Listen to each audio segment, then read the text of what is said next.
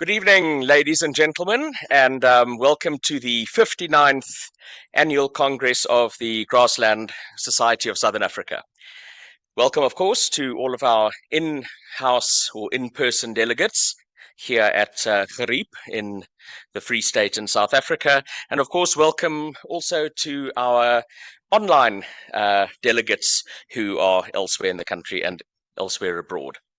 Of course, this is the 59th annual Congress of the GSSA, which means that in a year's time, it's going to be the 60th Congress, which of course we're very excited about, and that's going to be, as this is a hybrid event, available to online and in-house people, delegates here, and that will be in Pietermaritzburg in KwaZulu-Natal. So, everyone here and online, thank you for all attending. Thank you. A couple of thank yous. Thank you, Manette, for organizing this, who, in the great tradition of GSSA administrators, has recently had a baby, and she's in her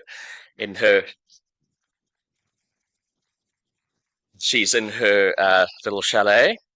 Thank you, Gariep Forever Resorts, for organizing everything here, and thank you to all of our sponsors, but I'll say more about them at a later stage during the conference. This morning we started out with the research skills workshop, which was AI in research. For the dairy farmers, that's artificial intelligence, not artificial insemination.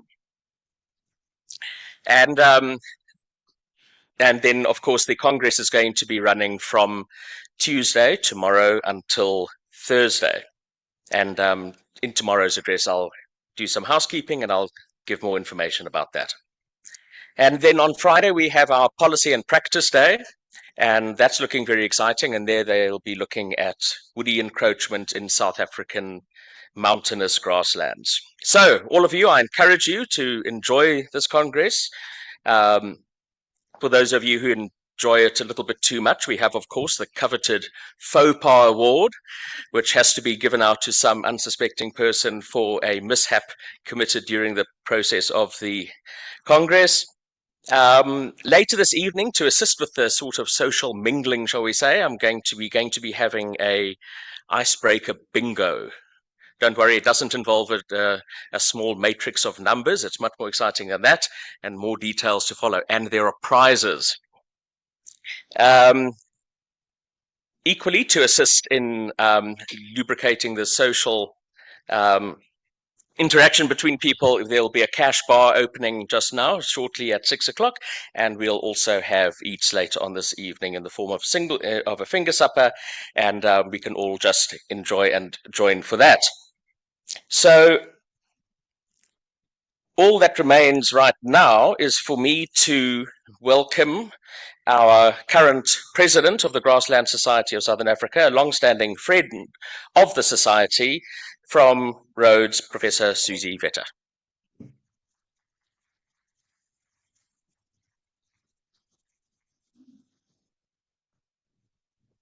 Thank you, Justin. Yes, I would like to add to Justin's my greetings and welcome to all of you, colleagues, guests, students. I just wanted to know here in the room, who are the students, interns, and self-identified young scientists? Hand up.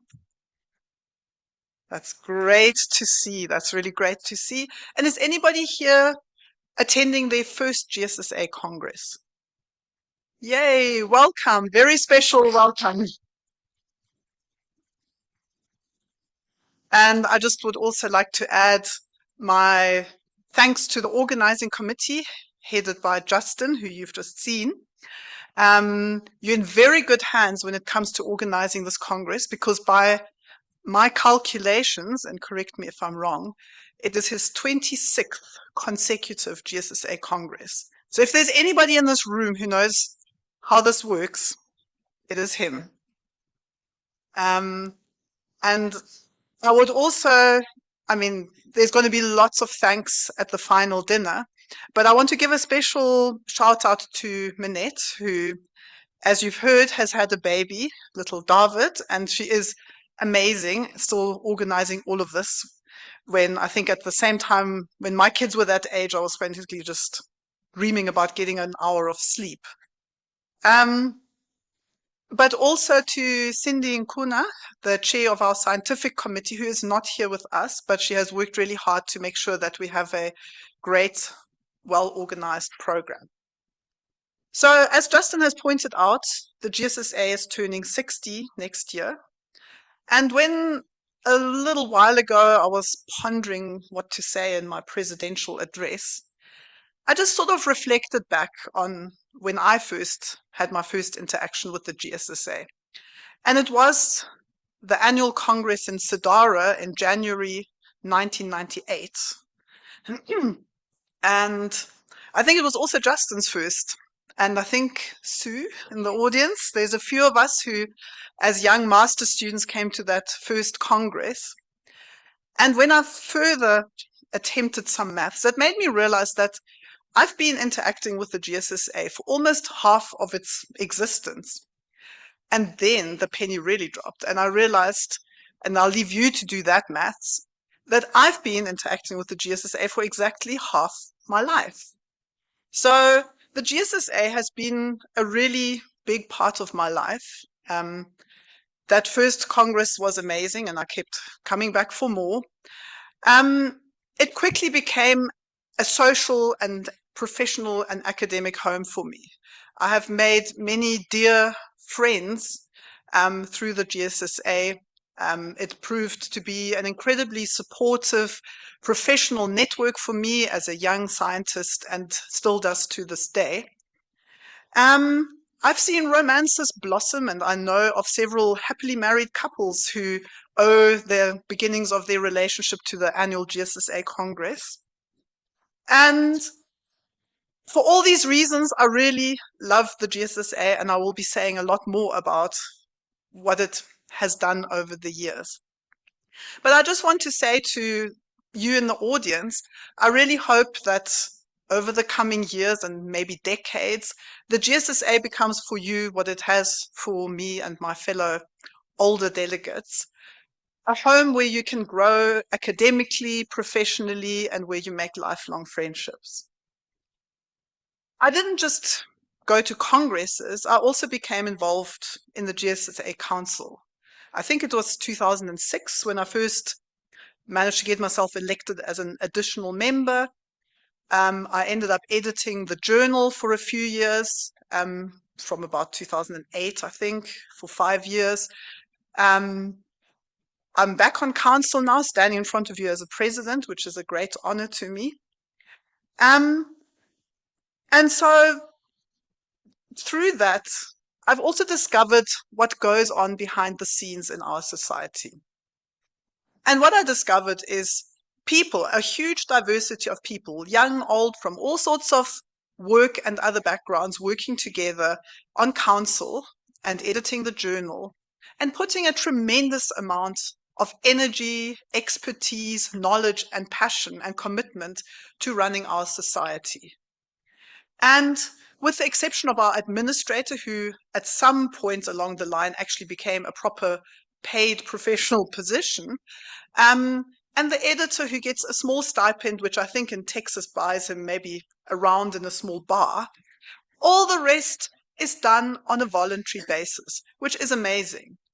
And it has taken the society from strength to strength. So I would also like to encourage all of you to consider getting involved. Come to congresses, present your work, contribute your science to the journal, and maybe let yourself get roped into serving on the council or in the editing of the journal. It would be great to see more of you involved in the future.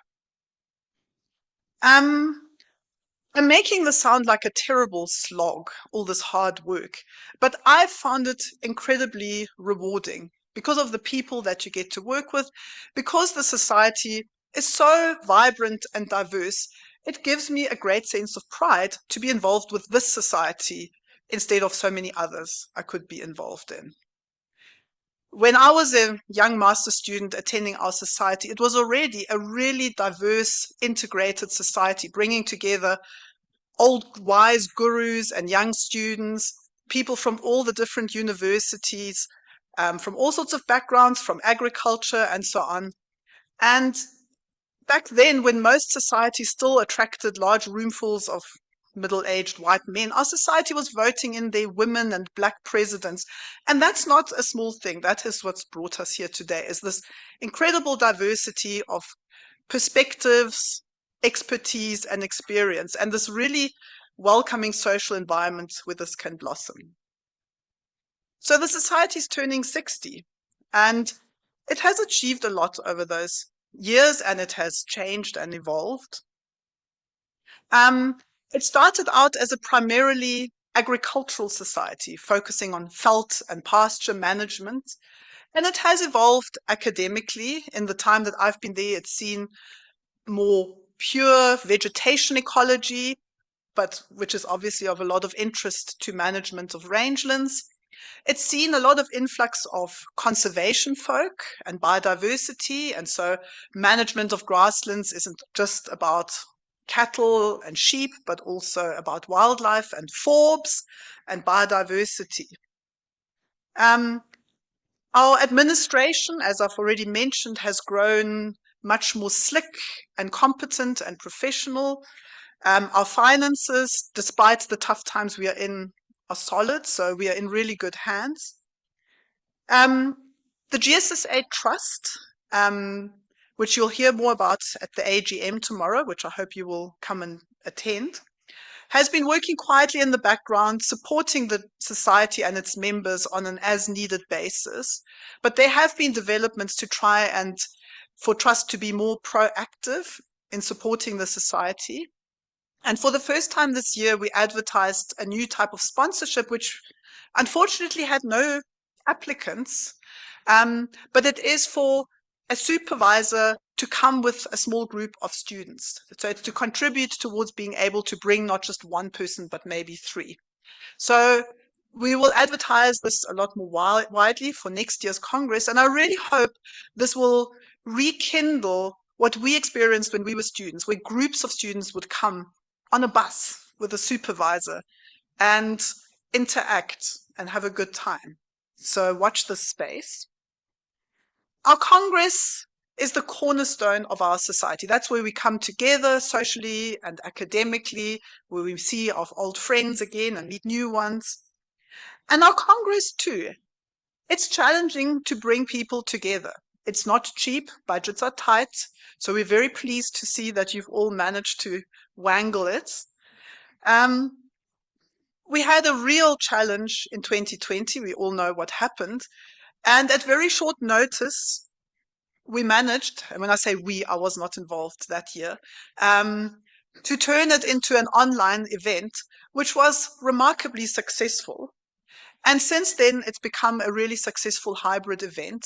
So the Congress has been going from strength to strength, and we also hope to see it grow in numbers and in the quality and the types of presentations, and we really look forward to an exciting program this week. There's been a lot of development of workshops and training. These have changed over the years. There used to be a lot of prestige farmers' days, which have all but disappeared. So it's interesting to maybe consider what has happened there. But there has been a lot of other research skills workshop. We annually have one just ahead of the Congress. They've covered topics from GIS to statistics to artificial intelligence, and there's lots of other possibilities. There's also been other courses offered in between. So there's been a lot of investment in capacity building and training. And our policy and practice workshops have also grown from strength to strength to deal with topical issues and focused on translating science into management. The journal also, it started the same year as the GSSA, as the Proceedings of the Grassland Society of Southern Africa, and it has sort of metamorphosed now into the African Journal of Range and Forage Science, which is published in South Africa. It's edited and published in South Africa, but is then distributed through Taylor and Francis, an international publisher. It has really grown in circulation. It is ISI rated. It has become a truly international journal. And every editor who takes over adds to the value of that journal. So it's a truly international journal, but firmly rooted in Africa and concerned with African issues. There's always an interesting special issue. So we're going to have a session on Thursday after lunch to discuss some strategic issues around the journal, but also for people who are interested in authoring some advice on how to do it successfully. So I'm also hoping many of you will join us there. Some things from the past seem to have faded out. I mentioned the Prestige Farmers Day, and in fact, quite a lot of the hands-on interaction with farmers seems to have fizzled out. And I don't really know the reasons for it, but I think it is worth thinking about how we might rekindle that, because livestock farmers of different descriptions, communal, commercial, emerging, black, white, in all sorts of scales, are really a big constituency of ours. So I think I would like to challenge our society to think a bit more about how we can rekindle that direct connection with farmers to make us more valuable to the farming community. We used to have the Peter Edwards Award for the best conservation farmer in the province where the Congress was held every year. And that hasn't been awarded for a few years. And I know there were difficulties in attracting the nominations, and it's quite an arduous process to adjudicate it. But maybe with young, new talent, we can think of ways to revive those traditions that actually are really valuable and adapt them to our changing times. So as you can see, there's lots of scope to get involved in. Just looking forward, next year is the big 6-0, and as Justin has mentioned, the Congress will be in KZN in Hilton. It's going to be a big one. It's going to be a big celebration of the society. It's already the organization is already well underway. So if you have creaking bureaucracies to work with, I would encourage you to start planning now to join us for this very momentous Congress. It's accompanied by a special issue of the journal, which is a synthesis of the work that's been published in the journal over its 60 years and the contributions it made. And I was chatting to Kevin Kirkman over lunch, and he said it was incredible to actually reflect on how much knowledge has come out through that journal. So keep an eye out for that as well. So there will be quite a few talks at the Congress coming up that will reflect on these syntheses.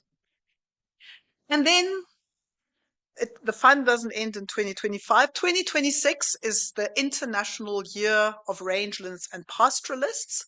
It's a UN-sanctioned international year that aims to raise awareness and support rangelands and pastoralists, which are incredibly important ecologically.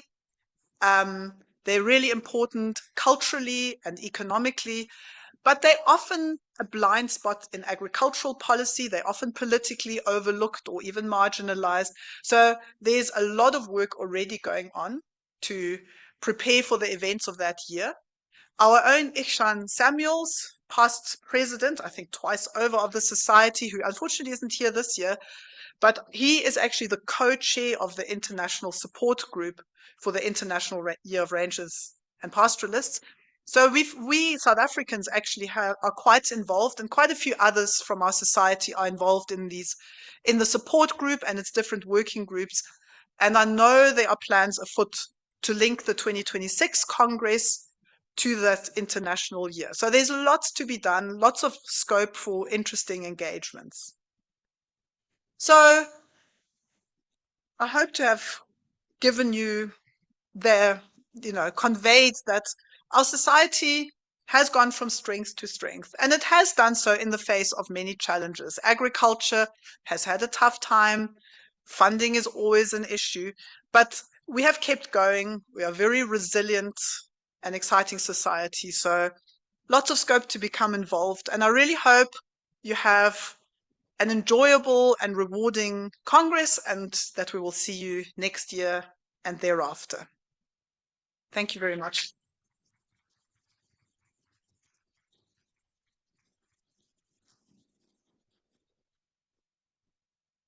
Thank you so much, Susie.